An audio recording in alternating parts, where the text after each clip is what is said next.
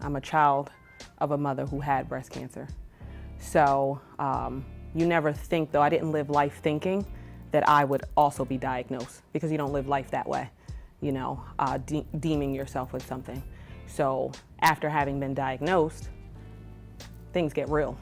You realize that you don't have to be a certain age, like they tell you, over 40, to be diagnosed. So having been diagnosed at 31, your world stops, because at that age, you're moving in your career, you're shaking, you know, things are on the up and up for you.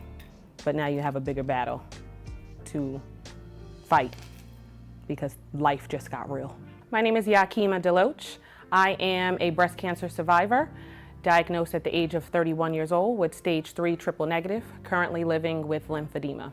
I am currently a community development manager with American Cancer Society based in northern New Jersey, and I directly manage the Making Strides Against Breast Cancer of Newark Walk, located in Newark, New Jersey.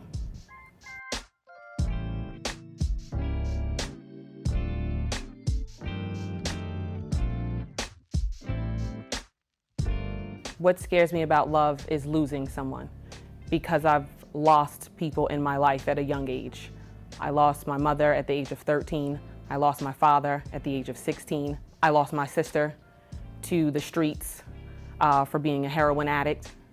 So I still deal with that today. She's alive, but she's not living. Love is friendship. Love is strength. And love is passion. From what I've seen in my family, from growing up as a child, being shown love, being told that I love you from my mother, my father, my sister, my aunts, my uncles, and my grandmother, showing that affection, being told that you're loved. In families, you often keep secrets, but sometimes these secrets can hinder us from moving forward. It can hinder how we move in life, how we interact in relationships, how we interact, if you're a female, how you interact with men, how you interact with other females. You have to bond. In order to understand who you are and where you've come from, that family bonding moment is necessary. It's necessary to know, like I said, where you've come from. Who is your family? What are your family's beliefs? What do you all stand for? Oftentimes we take what's going on in the home and we bring it outside. Sometimes it is a tough balance to not allow your home life to affect your life at work, to affect your friendships. It's very hard balancing it, but you have to. Because what's going on with your family is what's going on with your family. Your friend didn't do that to you. You can't take out what's going on with your family onto your coworkers or onto your friends, because they are not the ones that imposed whatever happened onto you. My dad passed away in 2008 from cancer, my South Carolina dad.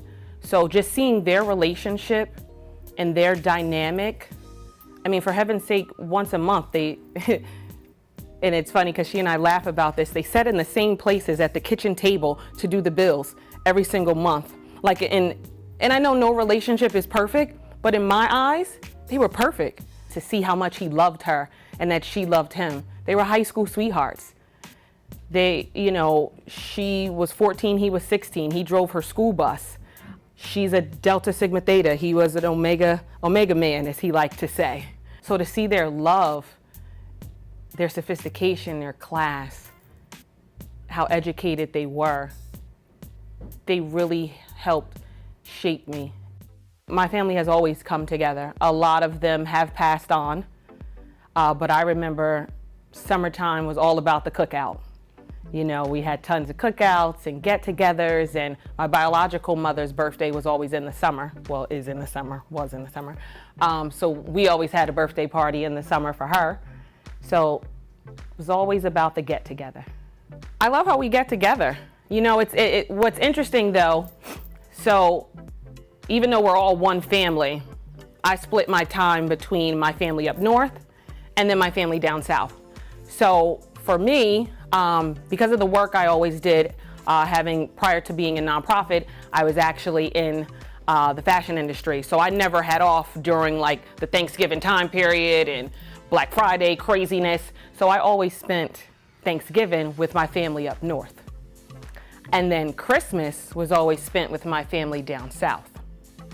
So it's two different dynamics though. I feel like with my family down south, it was more formal with the place settings and setting the table and all of that. Whereas my family up north, it was just informal. We're rocking out. We made sure that, you know, grandma, as we call her, it's not grandma for us, it's grandma, that my grandmother was taken care of, and, you know, we had her place setting and did everything for her, but us, it was just so informal. You know, if you wanted to eat then, you ate then. If you wanted to eat later, you ate later. If you wanted to just sit at the table and have a drink or something like that, you did that. But, you know, during Christmas time in my family in South Carolina, it was more formal. We all ate together at the same time. Everybody ate at the same time and at the table. You know, my family dynamic it's very strong. There are 3 women in my life at the moment, my biological mother's 2 baby sisters, and my South Carolina mom, who is really technically my cousin, but when my mother passed away from metastatic breast cancer, I moved with her to South Carolina. And she became mom, her husband became dad, their daughter became sister. And that's our dynamic. I don't refer to her as my cousin, she is not. She is my mother. Because when my mom passed away, she stepped in and took me on as if I were her biological daughter. And that I am forever grateful, forever. Those 3, I love to the moon and back again. Just seeing their strength in life, their strength, their poise, their success. I never wanted to disappoint my South Carolina mom. You know, and even though my biological mom is looking over, you know, looking down at me, I still don't want to disappoint her either. You know, getting an understanding of who they are as women, you know, helps me to understand who I am as a woman, and seeing them and how graceful my mom was during her journey. So I talk to my aunts every day, literally every day. So that's one form of support for me, is just really hearing their voices, really just talking about my day to them, listening to them about their day. My South Carolina mom, I speak to her probably every other day as well. She has a very calming voice. So for me, when I'm off my rocker, I definitely call her.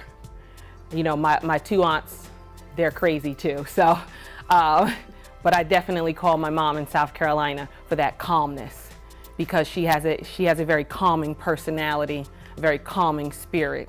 So when I need that sense of peace or to be taken down a notch, her voice is very soothing for me. They were right there. My mom from South Carolina spent weeks, months at a time with me. During my surgery, the hospital waiting room, let's just say, was very packed with everyone. And to my understanding, they weren't a quiet bunch. They all rallied together and they were there for me. Not a beat went by. They didn't miss a beat. They really did not. I felt most for my 2 aunts, my biological mother's baby sisters, because they went through it with my mom. They watched her go through it. They were right there with her by her side. So to see her baby daughter go through it and you have to witness this again, I actually felt bad for them, having to see it twice. But they were right there, right by my side.